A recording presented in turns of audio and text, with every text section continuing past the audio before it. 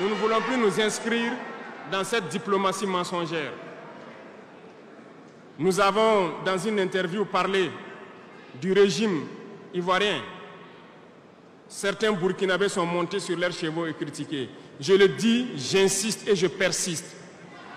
Nous n'avons rien contre le peuple ivoirien, mais nous avons quelque chose avec ceux qui dirigent la Côte d'Ivoire.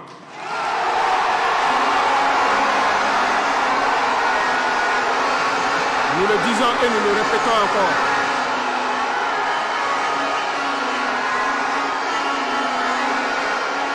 Laissez-moi vous dire quelque chose. Permettez-moi de vous dire quelque chose. Il y a bel et bien à Abidjan un centre des opérations pour déstabiliser notre pays. Personne ne peut le nier et nous vous ferons les preuves dans les jours suivants. Nous vous montrerons des preuves physiques. Vous allez comprendre de quoi nous parlons. Personne ne viendra nous dire qu'au Bénin, il n'y a pas de base française dirigée contre nous. Nous avons les preuves sous la main. 2 bases importantes.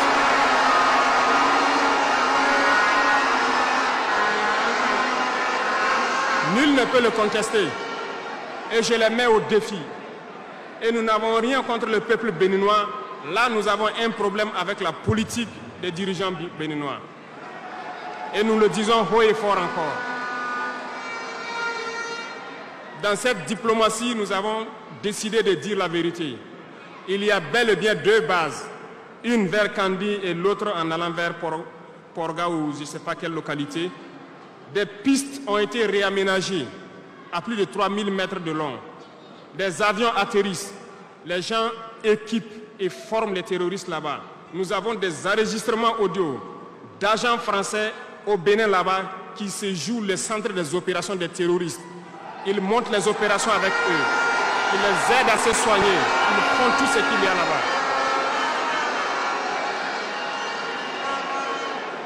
Nous avons tous les détails sur eux. Et vous ne voulez pas qu'on le dise à notre peuple? On va le dire. Si vous ne le voulez pas, s'ils ne le veulent pas, qu'ils arrêtent de se comporter ainsi. C'est simple. Nous n'avons forcé personne à prendre son indépendance.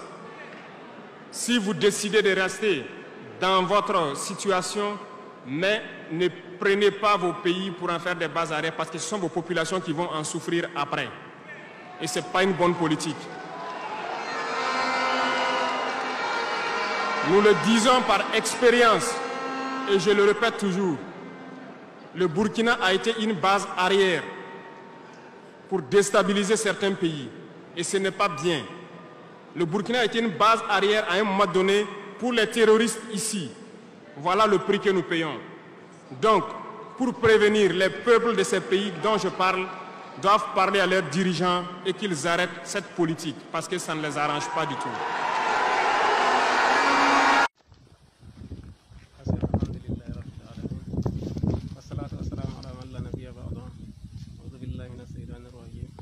Merci. Nous allons faire cette lettre adressée au gouvernement du Burkina, le président Ibrahim Traoré. Il n'a qu'à savoir et il n'a qu'à savoir encore ce qu'il est en train de faire. C'est pour nuire le Burkina Faso. Appeler toutes les populations à prendre des armes, être des combattants. Ça c'est pour nuire le gouvernement. Et ça c'est pour nuire le pays. Le civil qu'on attrape et qu'il est en train d'aider le gouvernement, même 5 francs qu'il donne au gouvernement. Ou il a le numéro qu'on a donné d'appeler. S'il voit un terroriste, il n'a qu'à appeler ces numéros-là. Si on te voit, on va te tuer. Dans un village où on vient, si on trouve quelqu'un, ou si on voit même un seul arme là-bas, tout le village, on va tuer tout ce qu'on voit là-bas. Si on voit quelqu'un là-bas, on va le tuer, tout le village. Donc, c'est qu'on a à vous dire. N'écoutez pas ce que le chien là qui est en train de vous dire. Il vous ment. Vous les peuples du Burkina, on vous aime. Si vous vous aimez, n'écoutez pas cela. Évitez entre nous et les FDS ou VDP, chacun n'a qu'à aller cultiver et puis faire son travail familial. Et il n'a qu'à quitter entre nous et à nos ennemis. Si tu refuses cela, tu rentres dedans, tu vas mourir pour rien. Assalamu alaikum. Les chefs d'État ont marqué un accord donc pour le déploiement des troupes d'un certain nombre de pays, dont la Côte d'Ivoire. La Côte d'Ivoire fournira un bataillon et a pris toutes les dispositions financières pour l'opération. Si elle doit durer 3 mois, les provisions seront faites au niveau budgétaire pour que nos soldats et nos officiers qui participeront à cette opération ne manquent de rien. Donc la Côte d'Ivoire est prête et je viens de donner instruction au chef d'état-major général des armées de commencer la mobilisation de ces troupes pour leur participation à cette opération de la CEDEAO. Je voudrais indiquer que ces décisions sont collectives, sont celles de la communauté des États de l'Afrique de l'Ouest. Ce ne sont pas des décisions qu'il faut attribuer à un État, que ce soit le Nigeria ou la Côte d'Ivoire ou le Bénin. Ces 3 pays déjà ont indiqué leur capacité de participer à cette opération. D'autres pays le feront bientôt. Donc la conférence des chefs d'État tient à le faire savoir que c'est une opération de la CEDEAO. Ce n'est pas une opération des Nigérians contre les Nigériens ou des Béninois contre les Nigériens, puisque ces 2 pays sont des pays. Bon. Crédit 2024, les combattants de la liberté, les combattants du Front patriotique de libération étaient en patrouille dans les environs d'Arlit quand ils étaient tombés dans une embuscade tendue par les forces armées nigériennes. Il y a eu un affrontement évidemment et le bilan est lourd. Au cours de cet affrontement, c'est une chose que nous n'avons jamais voulu. Le Force patriotique de libération n'a jamais voulu s'attaquer aux forces armées nigériennes. La chose est arrivée, nous assumons la responsabilité. Nous, le Front patriotique de libération, notre combat, c'est le combat pour la libération de la patrie. C'est le combat contre l'injustice. C'est le combat contre les inégalités. C'est le combat contre l'arbitraire. C'est le combat pour l'état de droit, pour la liberté, pour la justice. Et le 7 février, évidemment, quand il y a eu les affrontements entre les forces patriotiques de libération et les FDS, nous avons enregistré 5 morts dans les rangs de nos éléments. 4 portés disparus et 7 blessés. Les forces armées nigériennes ont détruit 2 de nos véhicules. De l'autre côté, pour eux, le bilan est lourd. Il faut le rappeler, même si le gouvernement essaye de cacher la vérité au peuple nigérien. Un gouvernement normalement qui est là en train d'œuvrer pour l'intérêt général ne devait pas cacher la vérité. Mais ils sont en train de cacher la vérité. Ils ont caché, ça fait pratiquement 4 jours aujourd'hui. Ils essayent d'occulter toute la vérité, toute la lumière autour de cette affaire. Mais, il faut le dire, nous connaissons ce qui s'est passé là-bas. Dans les rangs des forces armées nigériennes, nous déplorons. Parce que notre objectif n'est jamais de tuer un Nigérien ou de tuer un élément des forces de défense et de sécurité. Mais, devant l'impossible, nul n'est tenu. Il nous a, dans une patrouille, on s'est croisé, on a croisé le fer et le bilan est lourd. Au point que nous-mêmes nous regrettons les pertes qui sont enregistrées dans les crans des forces de défense et de sécurité. Nous avons enregistré 11 véhicules ont été détruits des forces de défense et de sécurité. 27 morts et 9 blessés. Et parmi les blessés, il y a un expatrié disposant d'un passeport ukrainien, évidemment. Nous nous battons pour un Niger meilleur. Nous nous battons pour la liberté. Nous nous battons pour la démocratie, pour le retour à l'ordre constitutionnel. Il faut que ce soit clair. Nous ne nous battons pas contre l'armée nigérienne. Si les forces de défense et de sécurité jusque-là n'ont pas compris cette situation, alors qu'ils s'attendent à d'autres réactions. Depuis 2 semaines, nous avons averti dans un communiqué, nous les avons avertis à plusieurs reprises pour les faire comprendre que non, nous ne sommes pas contre eux, nous sommes contre le régime, contre les despotes, contre les traîtres Tchani. C'est tout. Et nous voulons, s'ils ne veulent pas qu'il y ait un bain de sang entre nous, Nigériens, alors ils doivent faire ce qu'il faut faire, c'est tout. Et ce qu'il doit faire, c'est quoi? C'est de déposer Tchani, de lui faire coup d'État, de les chasser. S'ils ne sont pas capables de faire, nous sommes là et nous créerons, nous nous battrons jusqu'au dernier combattant. Le 7 février, nous avons arrêté nos premiers martyrs. Ils sont au nombre de 5. Nous ne l'oublierons jamais et nous prions pour le repos de leur âme. Tout comme nos frères des forces de défense et de sécurité qui sont décédés le 27, les 27 qui sont décédés dans l'accrochage. Nous prions aussi que Dieu, que leur âme repose en paix.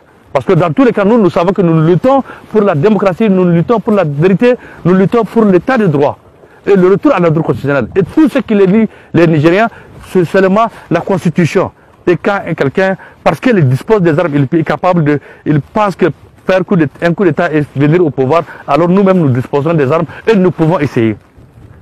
La solution se trouve dans le fait de faire des partis, de faire partir Tchani et de faire un vrai coup d'État. Voilà ce que nous voulons. Un vrai coup d'État ou la guerre. Point à la ligne. C'est tout ce que nous voulons. Pas un coup d'État, Tchani, un traître. Depuis 2017, moi personnellement, j'étais à la Révolution démocratique. Depuis 2017, nous avons demandé à Tchani, nous avons demandé à l'armée nigérienne de faire coup d'État. Tchani était le commandant de la garde présidentielle. Il n'a pas fait. Il a fait 10 ans avec Issoufou. Pendant 10 ans, Issoufou a pillé ce pays. Il a humilié les Nigériens. Il a pillé le trésor public.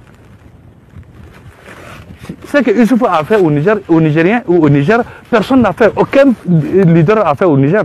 Mais on l'a laissé. Tchani quand même, il a cautionné et il était coupable de cette situation. Et aujourd'hui, ça n'a aucun prétexte parce qu'il dispose des armes, parce que Issoufou lui donne un ordre qu'il vienne faire un coup d'État. Ça ne va pas passer. Nous n'accepterons pas.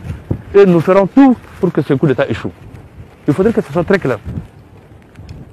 Les Nigériens, vous êtes, chaque Nigérien est devant sa responsabilité. Beaucoup ont applaudi et après ils se sont désillusionnés. Ils ont pensé que c'était un vrai coup d'État, mais non. C'était un coup d'État téléguidé, télécommandé par Mohamed Issoufou. Donc, la responsabilité de chaque citoyen, de chaque vrai patriote, c'est de se battre. Et nous, pour vous montrer que nous sommes en train de nous battre, nous sommes prêts à nous sacrifier pour la République. Nous n'attendons rien. Tout ce que nous attendons de notre patrie, c'est la liberté, c'est la démocratie, c'est l'état de droit, la justice. Point à la ligne. Et nous nous battons pour ces valeurs. Parce que c'est tout ce qui nous lie, nous, Nigériens. Autrement, je ne vois pas pourquoi quelqu'un, parce que qui dispose des armes, il va venir un matin renverser un président. Nous ne comprenons pas ça. Même si par ailleurs nous avons demandé, nous avons appelé les forces nigériennes, armées nigériennes à faire un coup d'État à Issoufou. Parce qu'effectivement, Issoufou c'était le mal du Niger. Et il restera le mal du Niger. Et jusque-là, c'est lui qui cause des dégâts au peuple nigérien et au Niger. Alors pourquoi on va se laisser manipuler par un individu? Maintenant, je vais m'adresser particulièrement à nos frères des forces de défense et de sécurité, qu'ils soient de l'armée, qu'ils soient de la garde, qu'ils soient de la police. Nous ne sommes pas leurs ennemis. Ils ne sont pas nos ennemis. Il faut que ça soit très clair. Nous sommes contre ce coup d'État, nous sommes contre ce régime de Tchani. Si vous voulez que nous cautionnons, faites un vrai coup d'État, point à la ligne. En dehors de... S'ils ne sont pas capables de faire un coup d'État, alors nous ne croiserons pas les bras et nous essayerons de nous battre avec les moyens dont nous disposons. Il faudrait que ça soit très clair. Beaucoup pensent que c'est une affaire de montagnes là-bas de la frontière du Libye. Bon, pensez ça et dormez, vous allez voir. Nous nous battrons. Et chaque matin que Dieu fait, à partir d'aujourd'hui, chaque matin, parce que nous n'avons pas voulu enclencher les hostilités, pensant que les militaires prendront leurs responsabilités, mais ils n'ont pas pris leurs responsabilités. On a toujours pensé qu'ils allaient prendre leurs responsabilités. Parce que Tchani est tout sauf, le coup d'État de Tchani est tout sauf un coup d'État. Et tout sauf un coup d'État, je rappelle. Alors, chaque Nigérien s'assume. Chaque Nigérien prend sa responsabilité. Et défendons la vérité ensemble. C'est tout ce que nous voulons. Et la vérité, c'est pas Tchani. Voilà notre message. Alors, maintenant prions pour le repos des dames de nos frères tombés et prompt rétablissement aux blessés.